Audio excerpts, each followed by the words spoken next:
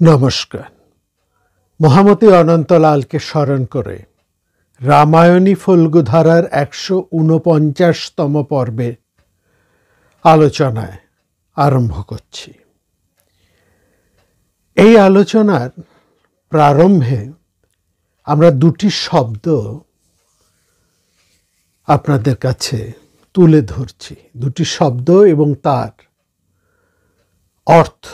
দুটি শব্দ আমরা খুব পরিষ্কারভাবে জানি। একটি তো আমাদের কাছে খুবই পরিচিত, বহুবার আমরা শুনেছি, সেটি হচ্ছে দর্প। দর্প শব্দের অর্থ হচ্ছে অহংকার, গর্ব, মত্ততা, অন্যকে ছোট করার ইচ্ছে, শ্লাঘা, উষ্মা, তাপ, এসবই হচ্ছে দর্প। এবং দর্প একটা মোহ, এটা আমরা আগেও দেখেছি। এবং এই অর্থ দৃপ ধাতু নিষ্পন্ন শব্দ হচ্ছে দর্প। এই যে দর্প, দৃপ ধাতুর অর্থ হচ্ছে বাঁধন বা পীড়ন। তার থেকে শব্দটা আমরা পাচ্ছি দর্প। তাহলে ধাতুর অর্থটা দেখুন, দৃপ ধাতু অর্থই হচ্ছে বাঁধে। মোহ একটা বাঁধন, মোহ একটা বন্ধন, তাই তো? আমরা তো বলি মোহবন্ধন। তাহলে এই শব্দের ধাতুমূলের মধ্যেই শব্দের চরিত্রটা খুব পরিস্ফুট। এই জন্য ধাতু এত গুরুত্বপূর্ণ। যে ধাতু নিষ্পন্ন যে শব্দ, সেই ধাতুর চরিত্রই সেই শব্দের মধ্যে বর্তমান থাকে। তাহলে বাঁধন বা পীড়ন দুটি হচ্ছে দৃপ ধাতুর অর্থ, যা বাঁধে, যা পীড়া দেয়। এই কথাগুলো আমরা কেন বলছি, এটা বিশেষ তাৎপর্যপূর্ণ। আসবো আমরা একেবারে আজকে যে আলোচনা করব তার শেষে আবার আমরা এই শব্দগুলি, প্রথম শব্দটি এবং আরেকটি শব্দ আমরা বলছি, সেই শব্দ দুটিতেই আমরা আসব আজকের আলোচনার শেষে। তখনই এই শব্দদ্বয়ের তাৎপর্য আপনাদের কাছে খুব স্পষ্ট হবে। তাহলে আমরা প্রথমটি দেখলাম দর্প, যা দৃপ ধাতু নিষ্পন্ন, এবং এই ধাতুর অর্থই হচ্ছে বাঁধন বা পীড়ন, যা বাঁধে এবং যা পীড়া দেয়, কষ্ট দেয়, যন্ত্রণা দেয়। সুতরাং তার মানে দর্প যা, তা এক ধরনের মোহ, যা আমাদেরকে বাঁধে। এই মোহবন্ধন ছিন্ন করা বড় কষ্ট। সুতরাং যাদের মধ্যে এই অহংকার, গর্ব, মত্ততা থাকে, খুব সহজে তারা এই সব থেকে বেরিয়ে আসতে পারে না। ওই অহংকারের বন্ধনে, দর্পের বাঁধনে, মত্ততার রজ্জুতে একজন মানুষ বাধা পড়ে থাকে, এবং এটা একটা মোহবন্ধন। আরেকটি শব্দের কথা আপনাদেরকে বলছি, সেটা হচ্ছে দর্ভ। দর্ভ। দর্ভ শব্দের অর্থ হচ্ছে কুশ বা কাশতৃণ, যাকে বলা হয় কুশ। এই যে সমস্ত কুশ দিয়ে পূজা অর্চনা করা হয়, কুশ একটা তৃণ, এক ধরনের ঘাস। এটা সেই কুশতৃণ বা কাশতৃণ বা কুশকে বলা হচ্ছে দর্ভ। দর্ভ হচ্ছে শব্দ, ধাতু নিষ্পন্ন। ধাতুর অর্থ হচ্ছে অগ্নি, ভূমি, হিরণ্য, গো, অশ্ব, ধান্য, ব্রহ্ম, এসবই হচ্ছে ধাতু নিষ্পন্ন। দাতা, এই ধাতু নিষ্পন্ন। অর্থাৎ এই ধাতুর অর্থর মধ্যে ওই রয়েছে কুশের অর্থ। এই কুশ দিয়ে যে আমাদের পূজা অর্চা, যা কিছুর মধ্যে কুশঙ্গরীয়, কুশের একটা অঙ্গুরীয় মতন, আংটির মতন কুশটাকে বেঁধে হাতে পরে তারপরে আমাদের কাজ করা হয়। তার কিংবা ওই কুশের মধ্যে জল, পবিত্র জলের কুশে দিয়ে তার ছিটে দেওয়া হয়, সেই কুশের মাধ্যমে। আরেকটি কথা হচ্ছে এই কুশ এত পবিত্র, এবং সেখানে দেখুন কুশকে বলা হচ্ছে অগ্নি। অগ্নি হচ্ছে কুশ, কুশের দধাতু। কুশ যখন দধাতু নিষ্পন্ন, দধাতুর অর্থ হচ্ছে অগ্নি, এবং সেখান থেকে এই কুশের তাৎপর্য কিন্তু অগ্নির তাৎপর্য। কোথার থেকে এটা আসছে খুব ভালো করে আপনারা যদি খেয়াল করেন, এই রামায়ণী ফল্গুধারা যারা নিবিষ্ট হয়ে শোনেন তারা ঠিক ধরতে পারবেন। রাবণ যখন সীতার কাছে আসছেন ওই অশোক কাননে সীতাকে প্রলোভিত করার জন্য, তখন সীতা রাবণের সঙ্গে যখন কথা বলছেন, তার এবং রাবণের মাঝখানে আড়াল স্বরূপ কি সীতা রেখেছেন কতগুলো কুশ। মনে পড়ছে? কুশের আড়ালে, মানে কুশের এপারে বসে আছেন সীতা, ওপারে রয়েছেন রাবণ। কুশ তো এক ধরনের ঘাস, হ্যাঁ, আমরা তো বলেছি কাশতৃণ। সেটা কি আড়াল রচনা করতে পারে? ওরকম একটা শক্তিমান রাবণ, তারই ওই আওতার মধ্যে সীতা রয়েছেন। রাবণের সেই অশোক কাননে সীতা রয়েছেন, আর সেখানে সীতা রাবণের সাথে দূরত্ব রচনা করছেন একটা কুশ বিছিয়ে দিয়ে। যে কুশের প্রাচীর, যে কুশের আড়াল, হ্যাঁ, তাকে ডিঙিয়ে রাবণ কিন্তু সীতার কাছে যেতে পারছেন না। এইখানে এই কুশের তাৎপর্য এতটাই গভীর, সেখানেই দধাতুর নিষ্পন্ন যে অগ্নি, সেই অগ্নি শব্দের তাৎপর্য এখানে বড় হয়ে ওঠে। কুশ রাখা মানে শুধু কুশ নয়, সীতা এবং রাবণের মাঝখানে যেন আড়াল করে দাঁড়িয়ে আছেন, সীতাকে আড়াল করে দাঁড়িয়ে আছেন স্বয়ং অগ্নি।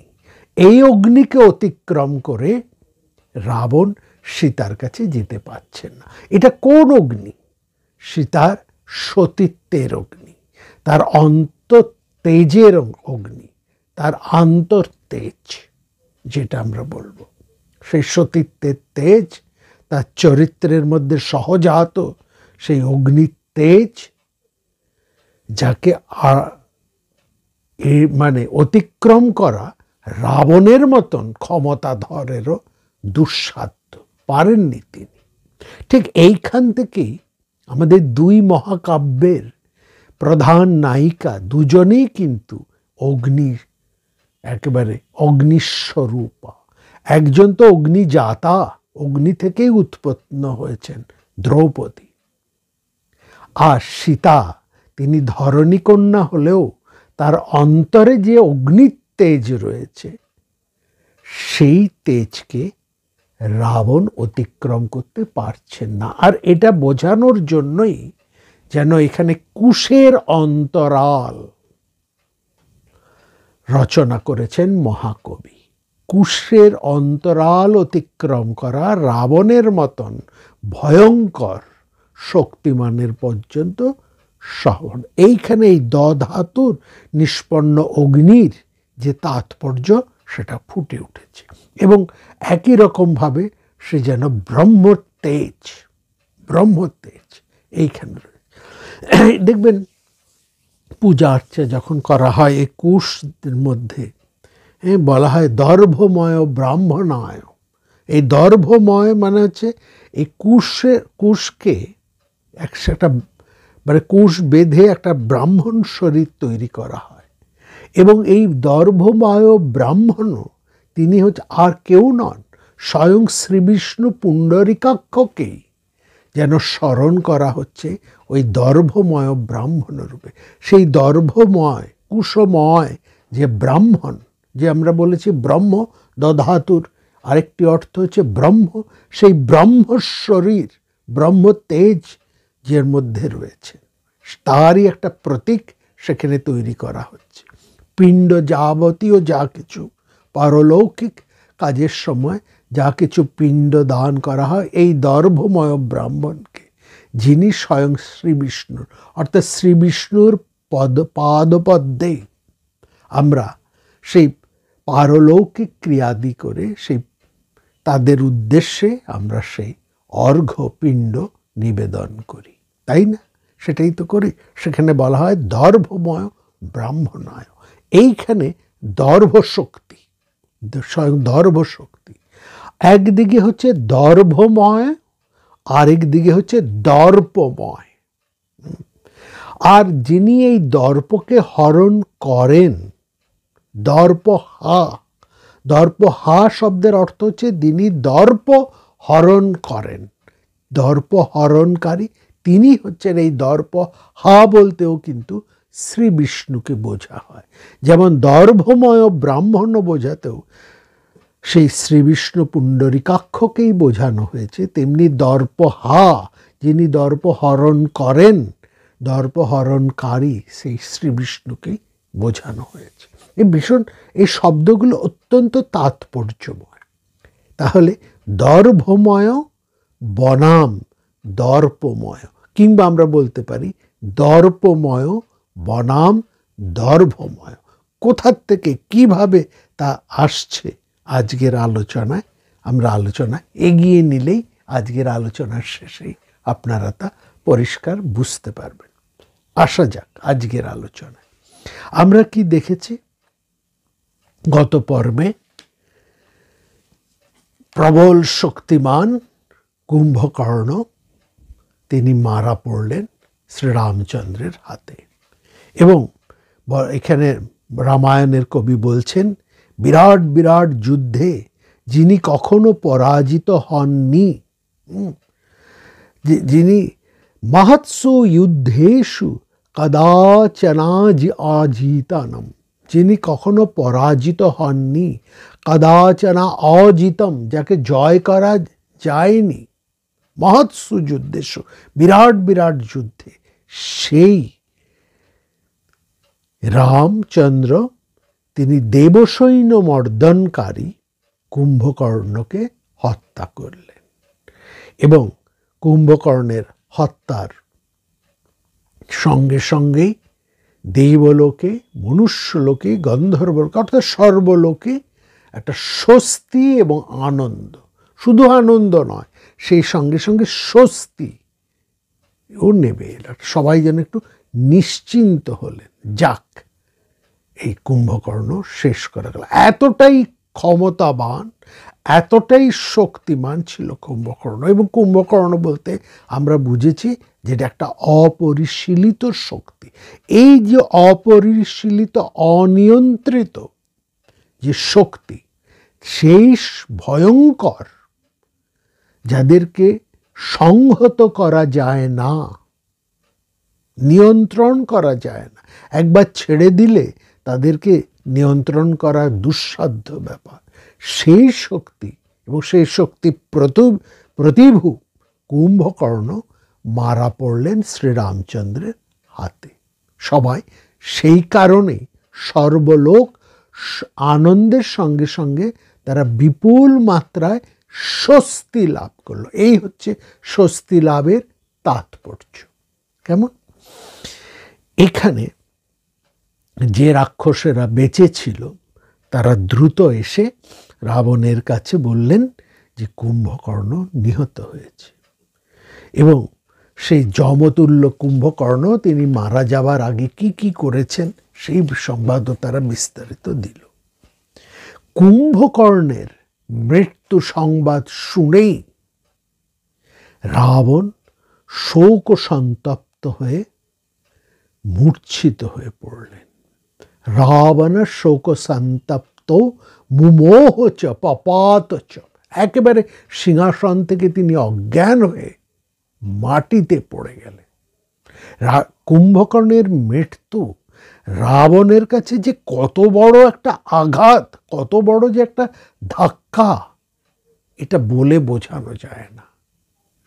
আর অর্থাৎ একদিক থেকে রাবণ কিন্তু ক্ষয় হয়ে চলেছেন, অবশিষ্ট যে কয়জন রয়েছেন দুই একজন, তার মধ্যে হচ্ছেন এই কুম্ভকর্ণ।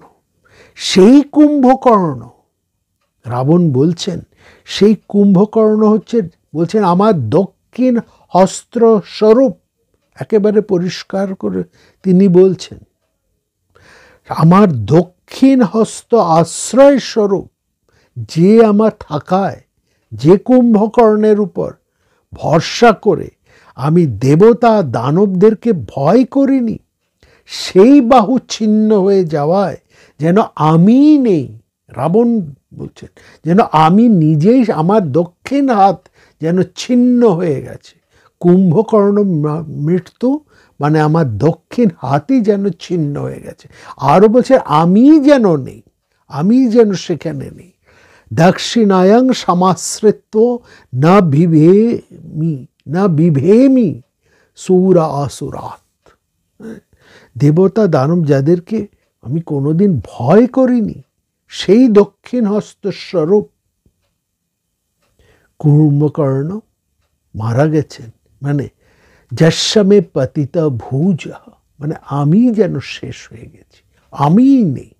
রাবণের এত বড় ক্ষতি, এত প্রচণ্ড ধাক্কা তিনি খেলেন, তার ফলে এই শোক, এই প্রাথমিক শোক, কুম্ভকর্ণের মৃত্যু সংবাদ রাবণের কাছে প্রথম প্রতিক্রিয়া এত জোরালোভাবে এলো যে তিনি শুনেই তার সিংহাসন থেকে একেবারে মূর্ছিত হয়ে পড়ে গেলেন।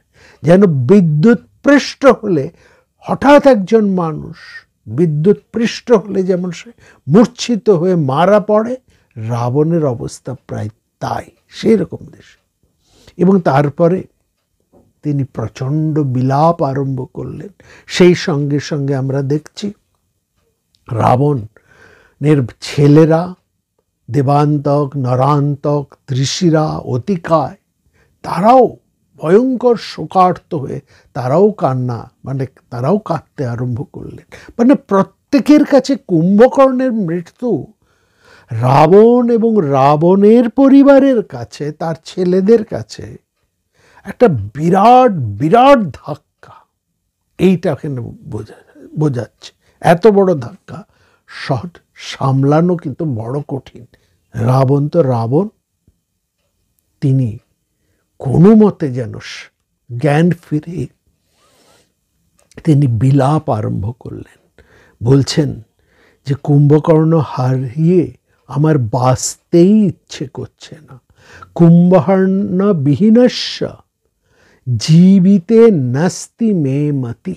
এতটাই শোকে আঘাত পেয়েছেন রাবণ। এর আগে এরকম রাবণের মুখে এরকম প্রলাপ আমরা, এরকম বিলাপ আমরা শুনিনি।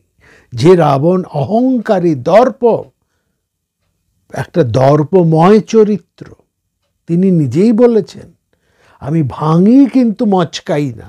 যার নিজের সম্পর্কেই নিজে যে বলেছেন আমি ভাঙি কিন্তু মচকাই না, ওর সবে আমার কিছু হয় না। যে কুম্ভকর্ণকে রাবণ যুদ্ধে যাওয়ার আগে পর্যন্ত ধমকেছেন, দেখো কুম্ভকর্ণ, আমাকে বড় বড় জ্ঞান দিও না, উপদেশ দিও না, যদি পারো তো যাও আমাকে যুদ্ধ করে ওই আমার শত্রুদেরকে মেরে আমাকে সাহায্য করো, তোমার জ্ঞান শুনতে আমি রাজি নই। আমি রাক্ষস রাজ রাবণ, আমি যা করেছি নিজের বুদ্ধিতে করেছি, বেশ করেছি। এই রাবণের প্রতিক্রিয়া ছিল কিন্তু কুম্ভকর্ণের কথায়, যে কুম্ভকর্ণ রাবণের ত্রুটিগুলো এক এক করে তুলে ধরছিলেন।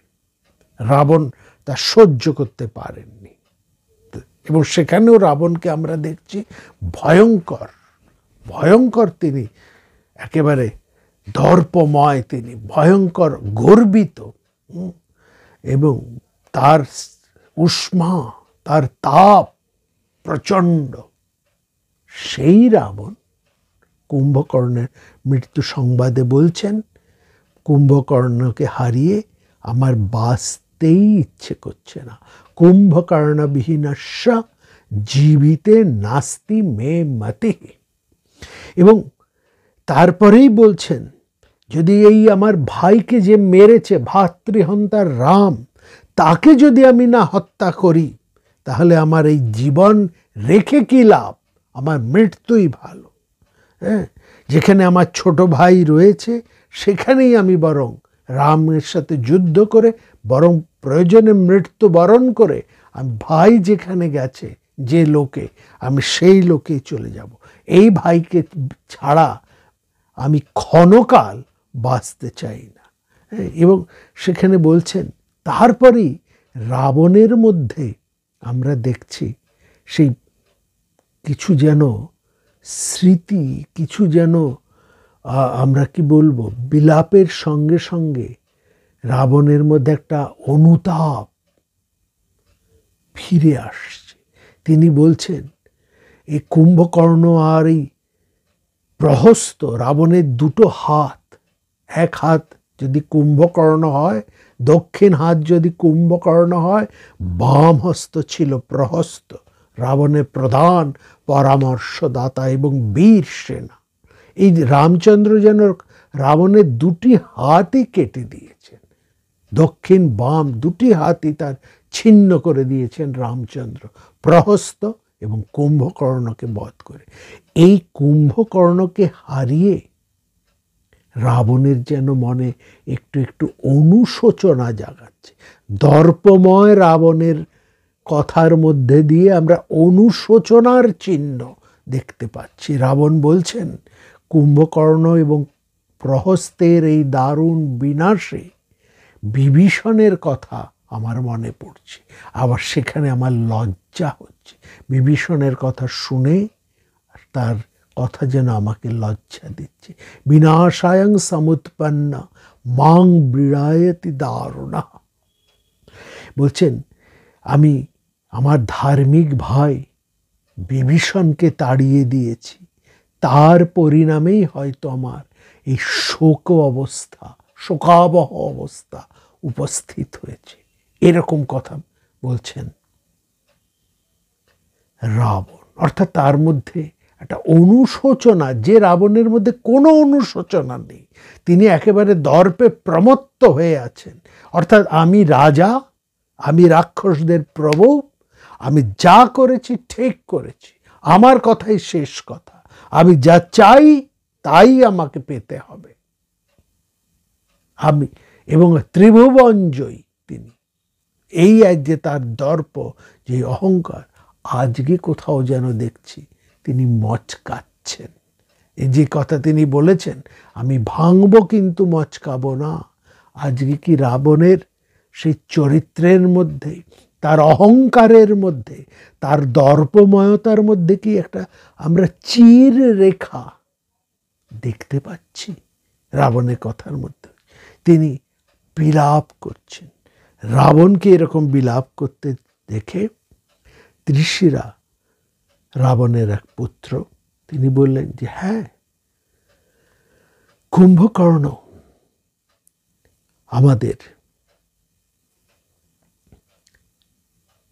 তিনি আমাদের পরম শক্তির পুরুষ, আমাদের পরমাত্মীয়। তিনি মারা গেছেন, এতে সত্যি আমাদের অত্যন্ত ক্ষতি, আমরা সবাই শোকসন্তপ্ত, এটা ঠিক। কিন্তু তা বলে সৎপুরুষেরা তো বিলাপ করে না, আপনি কেন বিলাপ করছেন? এটা ঠিক, কুম্ভকর্ণ মারা যাওয়াতে আমাদের প্রত্যেকের দুঃখ হচ্ছে, কষ্ট হচ্ছে, যথেষ্ট ক্ষতি, কিন্তু আপনি কেন বিলাপ করছেন? একজন সৎপুরুষ তো কখনোই বিলাপ করে না। আপনি ত্রিভুবন জয় করতে সমর্থ, তাহলে কেন আপনি সাধারণ লোকের মতন এরকম বিলাপ করছে? সকস্মাৎ প্রাকৃত, প্রাকৃত মানে সাধারণ মানুষ, প্রাকৃত সকস্মাৎ প্রাকৃত ইব শোচন আত্মদৃশন। কেন সাধারণ মানুষের মতন আপনি কান্নাকাটি করছেন? আমরা তো আছি, আপনার ব্রহ্ম প্রদত্ত শক্তি আছে, বর্ম সায়ক ধনু আপনার রয়েছে, সায়ক মানে 3, অক্ষয় তুন আপনার রয়েছে, আপনার সেই শক্তিশালী রথ রয়েছে, মেঘের মতো সেই রথের গর্জন। অস্ত্র বিনাই আপনি বহুবার দেবতাদেরকে শাস্তি দিয়েছেন। আপনি সর্ববিধ অস্ত্রে রণসজ্জায় সজ্জিত। আপনি অনায়াসেই রামকে শাসন করতে পারবেন। আপনি অপেক্ষা করুন, আপনি কেন যুদ্ধে যাবেন? রাবণ বলেছেন, আমার ভাই কুম্ভকর্ণকে যে রাম মেরেছে তাকে বিনাশ না করে আমার শাস্তি নেই। হয় তাকে মেরে, আর না হয় তার হাতে মরে আমি কুম্ভকর্ণের গতি লাভ করে, হয় তাকে মারব, মেরে কুম্ভকর্ণের আত্মার শান্তি করব, না হয় এই যুদ্ধে আমি মৃত্যুবরণ করে যেখানে কুম্ভকর্ণ আছে সেই লোকেই যাব। অর্থাৎ কুম্ভকর্ণ ছাড়া আমি বাঁচতে পারবো না, আমি এই মুহূর্তেই যুদ্ধ করতে যাব। সেখানে ত্রিশিরা বলছেন, আপনি অপেক্ষা করুন, আমি যুদ্ধের জন্য যাচ্ছি। গরুড় যেমন সর্পকুলকে ধ্বংস করে, তেমনি আমি আপনার শত্রুদের ধ্বংস করব। ত্রিশিরার কথা শুনে রাক্ষসরাজ রাবণ যেন আবার খানিকটা বাস্তবে ফিরে, আবার যেন নিজের জোর বল আবার যেন ফিরে পেলেন। অর্থাৎ রাবণের যেন আবার একটা নতুন জন্ম হলো। অর্থাৎ পুত্রের মধ্যে দিয়েই যে পিতার নতুন জন্ম, এখানে রাবণ তার পুত্র ত্রিশিরার কথা শুনে তার মধ্যে দিয়েই যেন রাবণের আবার নতুন জন্ম হলো। যে রাবণ একটু আগে ভেঙে পড়েছিলেন, তিনি আবার তার স্বভাবে সেই দর্পময়তায় ফিরে এলেন। এইটা আমরা দেখছি। এবং ত্রিশিরার কথা শুনে রাবণের অন্যান্য পুত্ররা দেবান্তক, নরান্তক, তেজস্বী, অতিকায়, তারাও সব বললেন, হ্যাঁ আমরাও যাব যুদ্ধ করতে, আমরা আছি, আমরা বেঁচে থাকতে, আপনার ছেলেরা বেঁচে থাকতে আপনি কেন যুদ্ধে যাবেন? আমি যাব করে সব ছেলেদের মধ্যেই বলছে, কে যুদ্ধে যাবে? রাবণ তখন পুত্রদেরকে আলিঙ্গন করে, তাদেরকে নানাবিধ অলঙ্কারে সজ্জিত করে, আশীর্বাদ করে যুদ্ধের জন্য প্রস্তুত করে রওনা করে দিলেন। এখানে এই ত্রিশিরা, অতিকায়, দেবান্তক, নরান্তক, এরা সবাই হচ্ছে রাবণের পুত্র। এদের সঙ্গে মহোদর এবং মহাপার্শ্ব, এরাও এই মহোদর এবং মহাপার্শ্ব, এরাই 6 জন নিয়ে হচ্ছে রাবণের পুত্র। ত্রিশিরা, অতিকায়, দেবান্তক, নরান্তক, মহোদর এবং মহাপার্শ্ব, এই 6 জন হচ্ছে রাবণের পুত্র। এই 6 জন একেবারে যুদ্ধ করার জন্য রওনা হলো। মহোদর প্রথমে এগিয়ে চললেন যুদ্ধ করতে, এবং সেই ভয়ঙ্কর যুদ্ধ আরম্ভ হলো মহোদরের সাথে রাবণদের। তারপরে সেখানে আমরা দেখছি সেই যে যুদ্ধ আরম্ভ হচ্ছে, এবং সেখানে বানর সৈন্যদের সাথে মহোদর তথা অন্যান্য দেশ সবাইকে যুদ্ধ আরম্ভ করল। সেই যুদ্ধে মহোদরকে পিছনে রেখে নরান্তক, রাবণের আরেক পুত্র, তিনি এগিয়ে এলেন। বললেন, তোমরা অপেক্ষা করো, আমি যাচ্ছি যুদ্ধ করতে। বললেন নরান্তক সবাইকে লঙ্কার দ্বারে অপেক্ষা করে তিনি এগিয়ে গেলেন এই বানর সৈন্যের মধ্যে দিয়ে ভয়ঙ্করভাবে যুদ্ধ করতে। নরান্তক, এই ভয়ঙ্কর হচ্ছে নরান্তক, একেবারে সার্থক নামা। রামায়ণের মধ্যে নরান্তকের যা বর্ণনা দেওয়া আছে তাতে আমরা বলতে পারি নরান্তক সত্যিই নরান্তক, এক ভয়ঙ্কর। আর তাকে দেখে বানর সৈন্যরা যে যেদিকে পারছে পালাতে আরম্ভ করল। পরে সবাই যখন পালিয়ে যাচ্ছে, তখন সুগ্রীব অঙ্গদকে বললেন, দেখো তুমি এগিয়ে যাও, গিয়ে ওই নরান্তককে বধ করো, কারণ নরান্তককে দেখে আমাদের বানর সৈন্যরা সব ভয় পেয়েছে।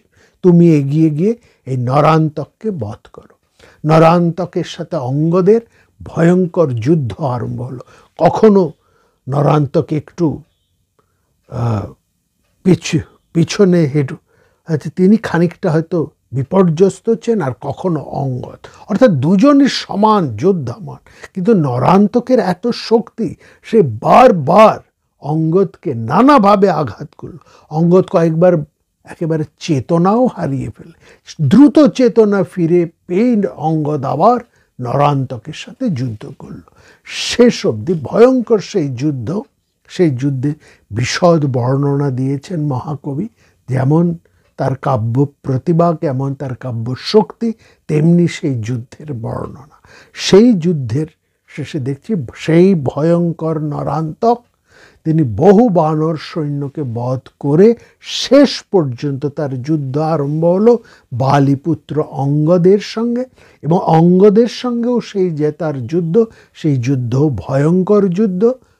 শেষ পর্যন্ত বালিপুত্র অঙ্গদের হাতে নরান্তক মারা পড়লেন।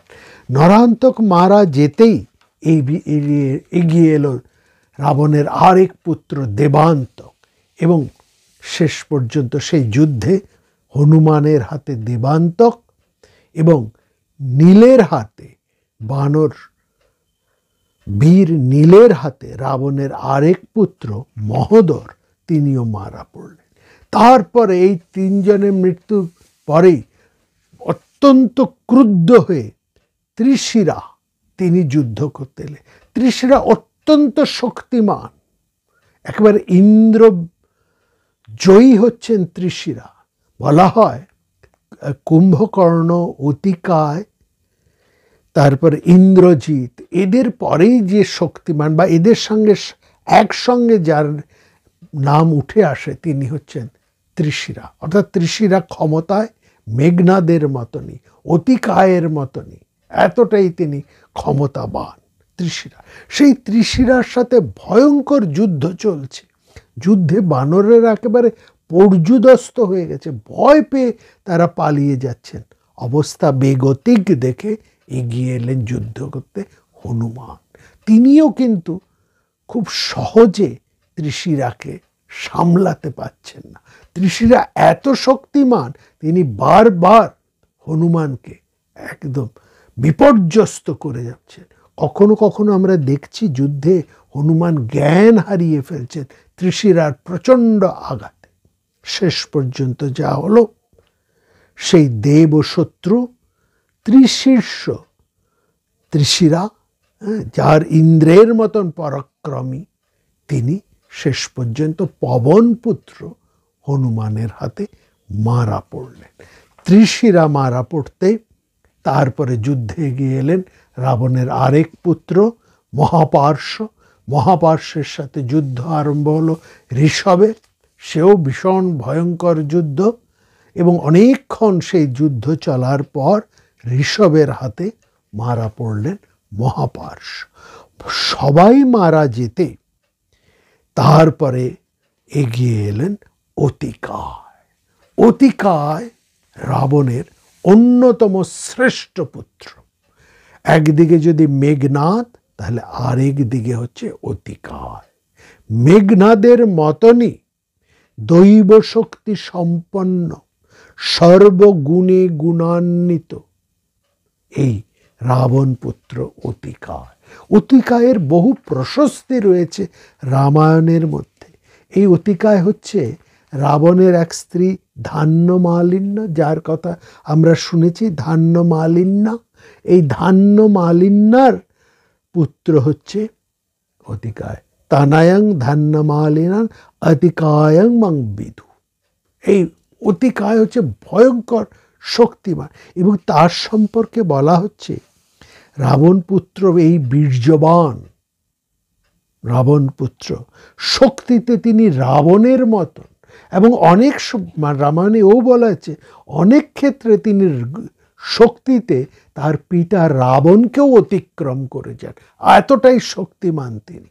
এবং বলা হচ্ছে যদি পৃথিবীতে মেঘনাদ এবং অতিকায় একসঙ্গে যদি যুদ্ধ করতে নামেন, পৃথিবীর কোনো শক্তি তাদেরকে মোকাবিলা করতে পারে না। দুজনে, এবং দুজনেই ব্রহ্মার কাছ থেকে সেই বর লাভ করেছেন। বীর্য শক্তি লাভ করেছেন, ব্রহ্মার কাছ থেকে তারা অস্ত্র লাভ করেছেন।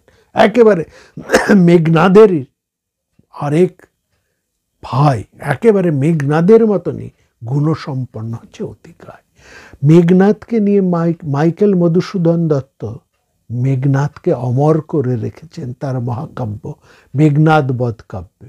অতিকায়কে নিয়ে কিন্তু কোনো কবি লেখেননি, অথচ গুণে চরিত্রে অতিকায় কিন্তু কম নন। তার সম্পর্কে রামায়ণে বলা হচ্ছে তিনি রাবণের মতনই শক্তিমান, এবং তারপরে যে দুটি কথা বলা হচ্ছে সে দুটি অতিকায়ের পক্ষে যথেষ্ট মূল্যবান। বলা হচ্ছে তিনি বৃদ্ধসেবী এবং শ্রুতিধর। এই জায়গায় একটু আমাদের থামতে হবে। রাক্ষস চরিত্রের মধ্যে এমন মানুষ আছেন যিনি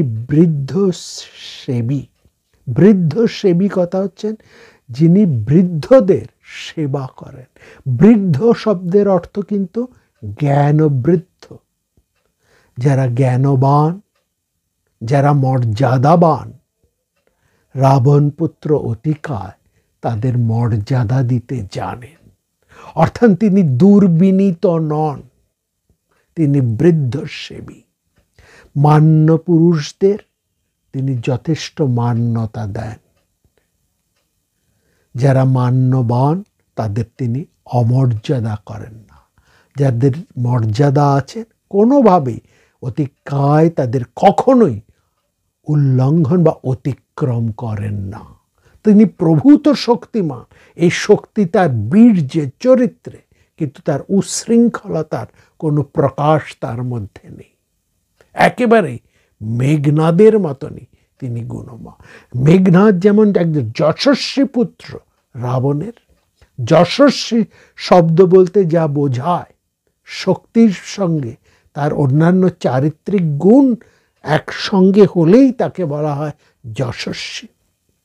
তার মধ্যে বীর্য, শক্তি, চারিত্রিক গুণাবলী তার মেঘনাদের মধ্যে যেমন রয়েছে, অর্থাৎ ধর্ম, শক্তিও রয়েছে, ধর্মও রয়েছে, বীর্যও রয়েছে, সংযমও রয়েছে, তার মধ্যে প্রচণ্ডতাও রয়েছে, তার মধ্যে শ্রদ্ধার ভাবও রয়েছে।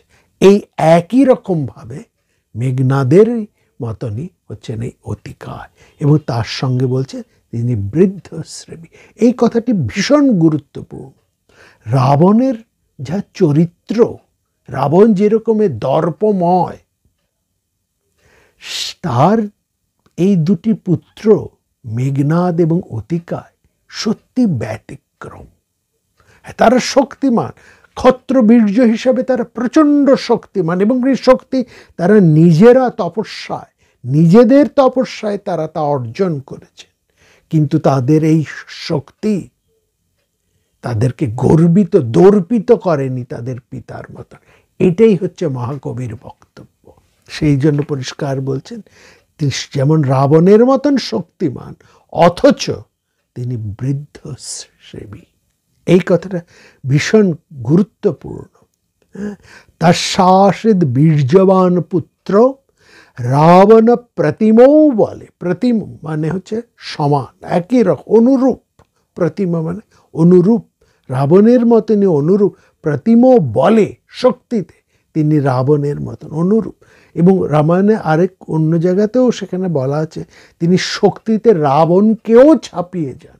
যদি তিনি বেঁচে থাকতেন, এই কথা একটি রামায়ণের পাঠের মধ্যে আমরা দেখছি, রাবণের দুই পুত্র মেঘনাদ এবং এই অতিকায়, তারা যদি বেঁচে থাকতেন তাহলে রাক্ষসকুল বলির মতনই, মহারাজ বলির মতনই মর্যাদাবান শ্রেষ্ঠ দুই রাজা তারা লাভ করতেন, যিনি চরিত্রে এবং শক্তিতে শ্রেষ্ঠ।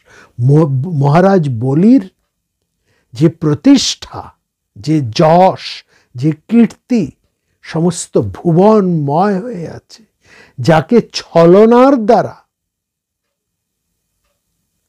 বিষ্ণু পরাজিত করে নিজেই বলির দুয়ারে চিরকালের জন্য বাধা পড়ে গেলেন এই যে বলির যে গুণে, যে মর্যাদায়, যে প্রতিষ্ঠায়, যে চারিত্রিক গুণে, এমনই গুণে গুণবান ছিলেন কিন্তু রাবণের এই দুই, অর্থাৎ রাক্ষস কুলে রাবণের মধ্যে দুই পুত্র এমন হয়েছে যা সম্পূর্ণই আমরা বলবো ব্যতিক্রমী। একজন যদি মেঘনাদ হন, অপরজন অবশ্যই এই অতিকায়। এই জন্য বলছে তার শাসিত বীর্যবান পুত্র রাবণ প্রতিমৌ বলে বৃদ্ধ সেবী শ্রুতিধারা সর্বশাস্ত্র বিদুষাঙ্বর। সমস্ত শাস্ত্রে, সর্বশাস্ত্র বিদুষং, সর্বপ্রকার শাস্ত্রে তিনি বিদুষ ছিলেন, গুণবান, সর্বশাস্ত্রে তিনি পারঙ্গম, এবং তিনি বৃদ্ধশ্রেবী এবং শ্রুতিধর। শ্রুতিধর মানে হচ্ছে যা একবার শোনেন তা তিনি মনে রাখতে পারেন, এটা হচ্ছে শ্রুতিধরের গুণ। তো অসম্ভব গুণসম্পন্ন এই পুত্র অতিকায়, তিনি যুদ্ধে এসছেন। এবং এই রামচন্দ্র বলছেন এই কে বিরাট পুরুষ, এত উজ্জ্বল, এত শক্তিমান, এত দীপ্তমান, এই কে বিরাট পুরুষকে যুদ্ধ করতে এসছে। বিভীষণ তখন তার পরিচয় বলছেন, শুনে রাখুন, এর বাহুবলের উপর নির্ভর করে এ রাবণ তার লঙ্কা শাসন করে। এবং শুধু তাই নয়, শুধু যুদ্ধ নয়, অশ্বপৃষ্ঠে, হস্তিপৃষ্ঠে সর্বপ্রকার অস্ত্র চালনা করতে তিনি সক্ষম। খড়গ, ধনু, সর্বপ্রকার অস্ত্র বিদ্যায় তিনি পারঙ্গম। তিনি যুদ্ধ করতে পারেন অশ্বপৃষ্ঠে চড়ে, যুদ্ধ করতে পারেন তিনি হস্তিপৃষ্ঠে চড়ে। তিনি যেমন একদিকে যুদ্ধবিদ্যায় নিপুণ, তেমনি তিনি আগেই তো আমরা বলেছি বৃদ্ধশ্রেবী এবং শ্রুতিধর। রাবণের মতনই তিনি শক্তিবান, বীর্যবান। হ্যাঁ, এবং শুধু তাই নয়, তারপরে বিভীষণ বলছেন তার পরিচয় দিয়ে, সাম, দান, ভেদ, দণ্ড, এই বিষয়ক যে রাজনীতি শাস্ত্র, সেই রাজনীতি শাস্ত্রায় তিনি একজন সুদক্ষ, অর্থাৎ তিনি রাজনীতি শাস্ত্র পারঙ্গম।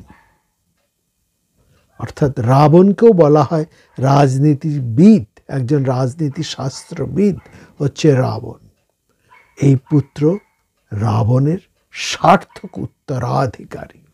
কেবল রাবণের সঙ্গে তার বিরাট একটা পার্থক্য, রাবণের মধ্যে রয়েছে প্রচণ্ড দর্প, অভিমান, তার মধ্যে রয়েছে গর্ব, অপরিমাণ তাপ, অপরিমাণ তার মধ্যে শ্লাঘা, অন্যকে ছোট করার একটা ভয়ঙ্কর বাসনা তার মধ্যে সবসময় থাকে। কিন্তু অতিকায় তা নয়, একটি কথায় অতিকায়কে মহান করে দেয়, তিনি বৃদ্ধ সেবী। এটি আমাদের পক্ষে যথেষ্ট অতিকায়কে বোঝার জন্য। শুধু তাই নয়, তিনি নিজের এরপরেও বলছেন, বিভীষণ অতিকায়ের গুণ বলে যেন শেষ করতে পারছেন না, বলছেন এও শুধু নয়, শেষ করে তার মা বিশাল দেহী, এর বাহুবলের উপর নির্ভর করেই রাবণ সমগ্র লঙ্কা শাসন করেন, এই যেমন বলেছেন, তেমনি বলছেন তার তপস্যার কথা এবার বলছেন, এই অতিকায়ের তপস্যার কথা বলছেন বিভীষণ। বলছেন কঠোরভাবে আত্মনিমগ্ন হয়ে এই তপস্যা করে ব্রহ্মাকে প্রসন্ন করে ব্রহ্মার কাছ থেকে বর লাভ করেছে। সুতরাং তার মধ্যে রয়েছে তপস্যার শক্তি, তপস্যার শক্তি রয়েছে তার মধ্যে। এবং সেখানে তিনি ব্রহ্মার কাছ থেকে এই বর পেয়েছেন, দেবতা এবং অসুরের কাছে তিনি হবেন অবদ্ধ। এবং শুধু তাই নয়, তার আছে দিব্য কবচ। এই দিব্য কবচ তিনি যতক্ষণ পরে থাকবেন, কোনো অস্ত্র দ্বারা তাকে বধ করা যাবে না, এতটাই ভয়ঙ্কর হচ্ছেন অতিকায়। যে দিব্য কবচের কথা আমরা মহাভারতে কর্ণের সম্পর্কে জানতে পারি। কর্ণের যে দিব্য কবচ ছিল, যে দিব্য কবচ হরণ করেছিলেন ব্রাহ্মণ বেশে ইন্দ্র, সেরকমই এক দিব্য কবচ এই অতিকায়, রাবণ পুত্র অতিকায় লাভ করেছেন তার তপস্যার শক্তিতে ব্রহ্মাকে প্রসন্ন করে।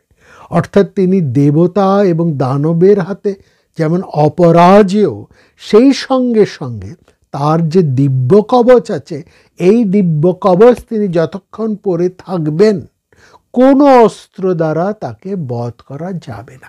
এই জায়গায় যেন তিনি রাবণকেও ছাপিয়ে গেলেন।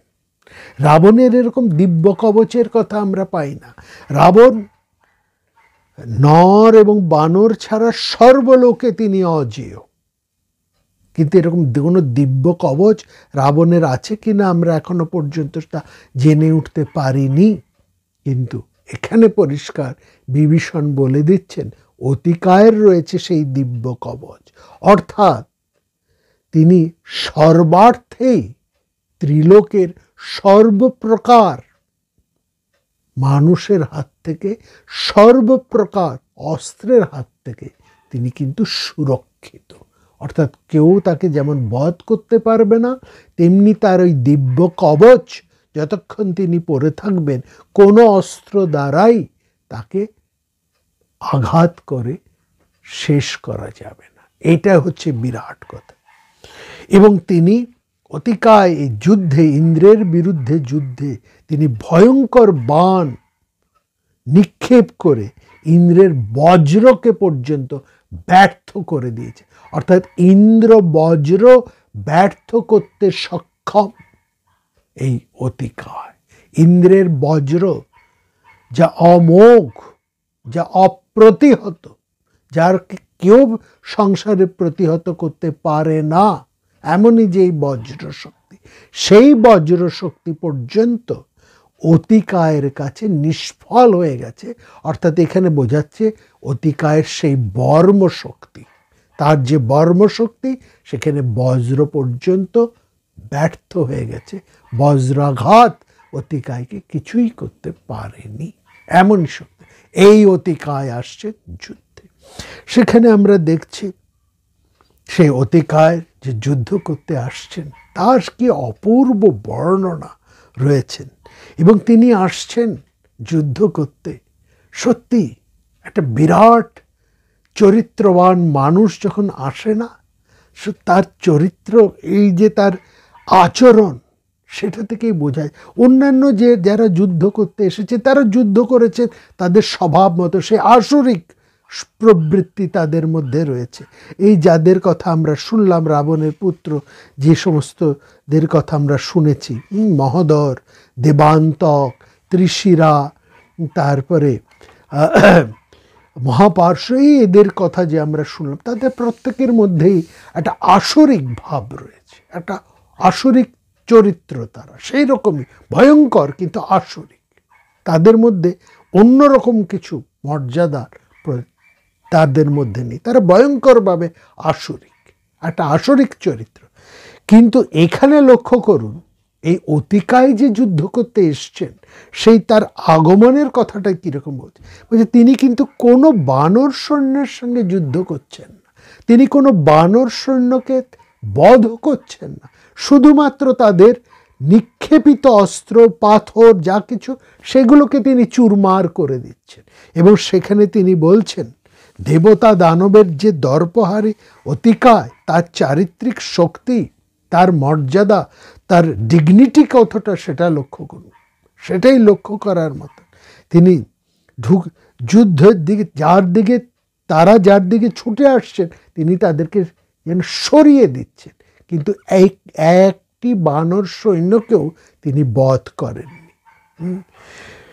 তারা বানর সৈন্যরা সমবেতভাবে একত্রিত হয়ে অতিকায়ের পথরোধ করে তার গতিরোধ করতে পারল না।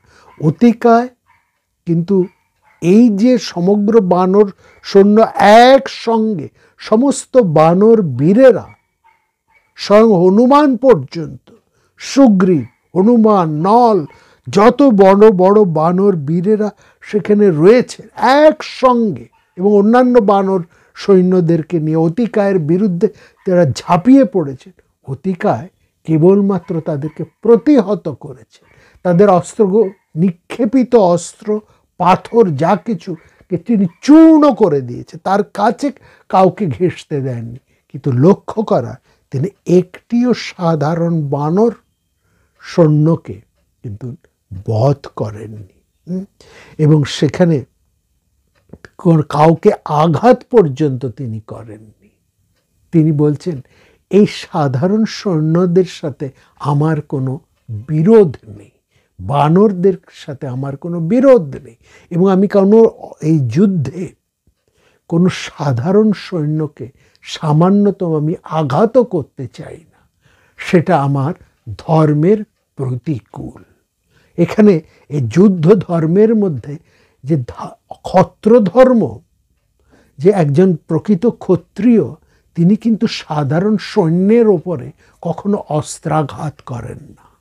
যুদ্ধের কতগুলো নিয়ম আছে যেগুলো আমরা মহাভারতের যুদ্ধের পূর্বে দেখেছি। স্বয়ং মহামতি ভীষ্ম সেই যুদ্ধের নিয়মাবলী তৈরি করেছেন, তার যেন একটা বিশেষ গুণসম্পন্ন, যদিও সেই শর্ত, সেই নিয়ম তার কিন্তু টেকেনি, পালিত হয়নি, তা বারবার অন্যান্য বীরেরা তার উল্লঙ্ঘন করেছেন, নষ্ট করেছেন। একেবারে দ্রোণাচার্য, কৃপাচার্য, বড় বড় বীর যারা, তারাই তাদের বিশ্বের সেই যুদ্ধের নিয়ম নীতি বারবার তারা উল্লঙ্ঘন করেছে। এটা আমরা দেখছি, উভয় পক্ষের মধ্যে এই ঘটনা ঘটেছে। ঠিক এইখানেও দেখছি অতিকায়ের মধ্যে তিনি বলছেন, সাধারণ কোনো সৈন্যের প্রতি আমি বাণ বর্ষ করে তাদেরকে আঘাত করতে চাই না, কেবলমাত্র তাদেরকে তিনি প্রতিহত করে বলছেন রামচন্দ্র কোথায়। বলছেন ধনু এবং তুরধারী সে অতিকায় রামচন্দ্রের উদ্দেশ্যে বলছেন, ধনুর্বাণ হাতে নিয়ে আমি এই রথে বসে রইলাম। তার বিরাট রথ, শক্তি, বহু গর্ধব, বহু অশ্বচালিত সেই বিশাল রথ নিয়ে তিনি বললেন, আমি এই ধনু এবং তুন নিয়ে রথের মধ্যে আমি বসে রয়েছি।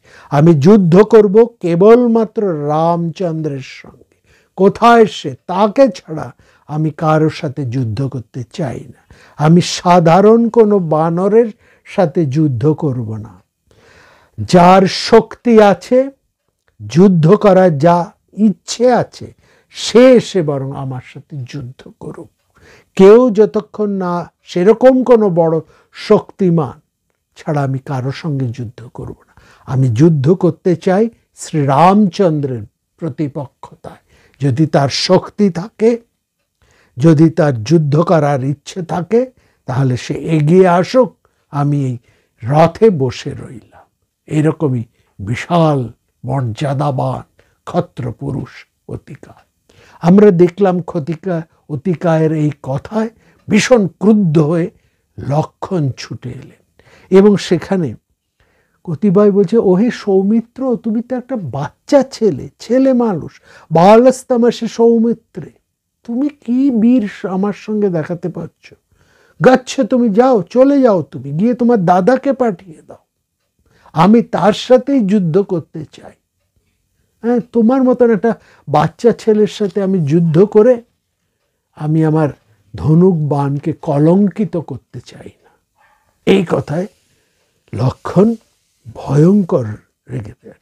বরং সেখানে বলছেন, যে কালাগ্নি ঘুমিয়ে আছে তাকে তুমি একটা বাচ্চা ছেলে হয়ে কেন জাগাতে চাইছো?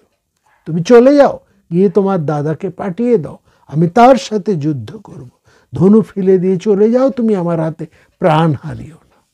লক্ষ্মণ এই কথায় ভীষণ ক্রুদ্ধ হয়ে গেল, এবং তারপরেই দেখলাম লক্ষ্মণের সাথে অতিকায়ের যুদ্ধ আরম্ভ।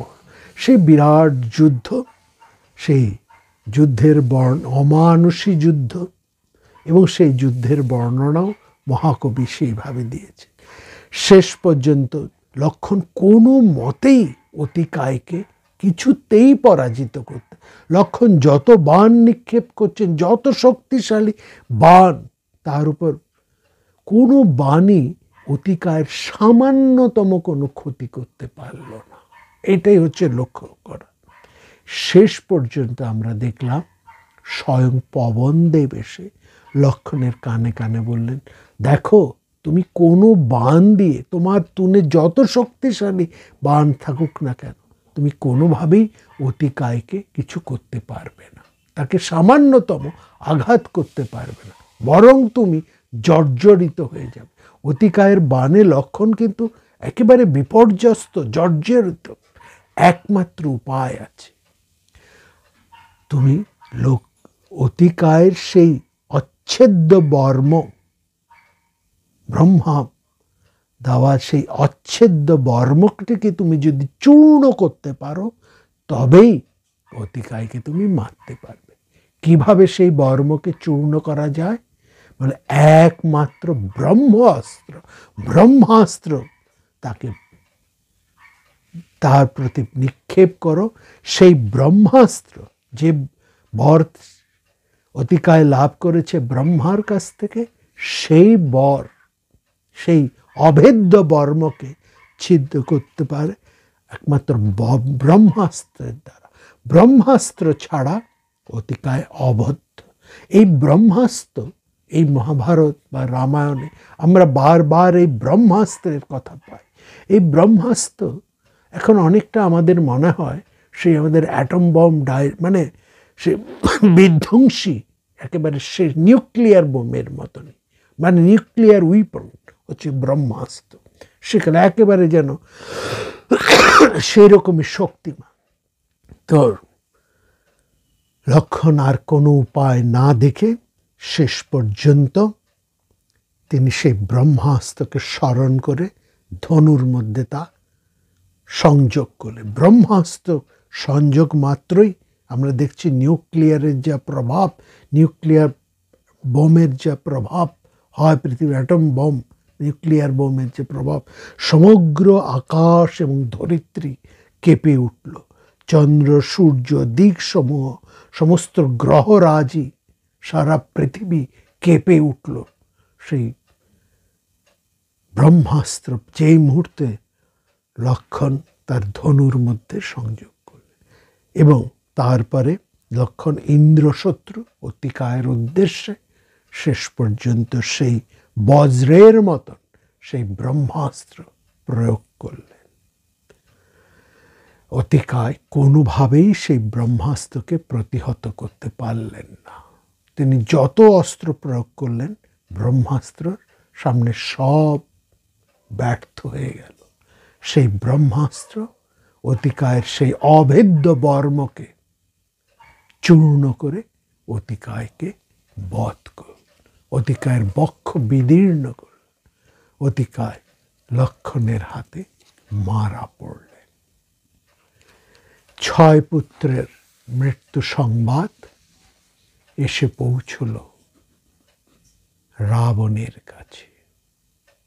দর্পময় রাবণ, দর্ভময় বিষ্ণু শক্তির দ্বারা যেন ভুলুণ্ঠিত হয়ে গেলেন। রাবণের সেই দর্প, যা আমরা বলেছি অহংকার, গর্ব, তার মত্ততা, তার শ্লাঘা, তার উষ্মা, তার উত্তাপ, তার মোহ, সব কিছু নিয়ে দর্পময় হয়ে বসে আছেন সেই রাবণ। তার দর্প এতখানি, এতটাই তার শ্লাঘা, এতই তার অহংকার, যে এক এক করে তার সব নিঃশেষ হয়ে যাচ্ছে। তার ভাইরা মারা পড়ছে, তার শক্তিমান অমাত্য সেনাপতিরা মারা যাচ্ছে। রাবণ কিন্তু তার দর্প থেকে এতটুকু সরে আসতে পারছে না।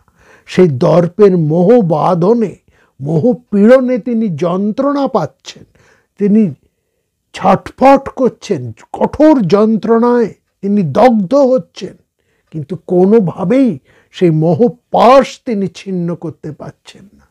একবার তিনি আঘাতে জর্জরিত হলেও, খানিক তিনি অনুতাপ করলেও, আবার তিনি তার অহংকারে দর্পে আবার আগের মতন জ্বলে উঠছে।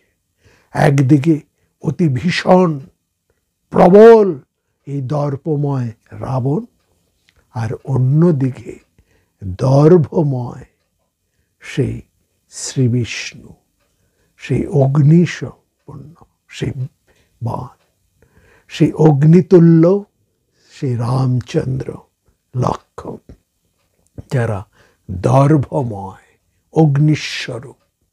এক একটি বাণ রাবণের ভাইদেরকে, তার পুত্রদেরকে, তার অমাত্যদেরকে শেষ করে রাবণকে যেন ছিন্ন বিচ্ছিন্ন করে দিচ্ছে। তার হাত কাটা পড়ছে, রাবণের যেন পা কাটা পড়ছে, তার দর্পের সমস্ত শাখা প্রশাখাকে দর্ভময় বাণে রাম লক্ষ্মণ এক এক করে ছিন্ন করে যাচ্ছে। তবু লক্ষ্য করুন, একজন অহংকারী, প্রবল অহংকারী, একজন মত্ত গর্বী মানুষ এক এক করে সব হারিয়েও কিন্তু কোনোভাবেও তার সেই দর্পের বাঁধন থেকে কিন্তু বেরিয়ে আসতে পারে না। ওই যে কথাটি আমরা প্রথমেই বলেছিলাম, অতি দর্পে হত লঙ্কা। এই দর্পের বাঁধন, এই মোহের বাঁধন যে কত ভয়ঙ্কর, কত শক্তিশালী। শতেক যন্ত্রণা পেয়ে ছটপট করলেও, সেই যন্ত্রণায় দগ্ধ হলেও কিন্তু সহজে একজন মানুষ সেই দর্পের বাঁধন কেটে বেরিয়ে আসতে পারে না। এই দর্পের বাঁধন কাটতে পারে দর্ভের আঘাত। দর্প কাটে দর্ভবাদ সারে, দর্প কাটে দর্ভ সরে। এক এক করে রাবণের 6টি পুত্র মারা গেলেন। রাবণ উন্মাদ হয়ে উঠলেন। আগামী পর্বে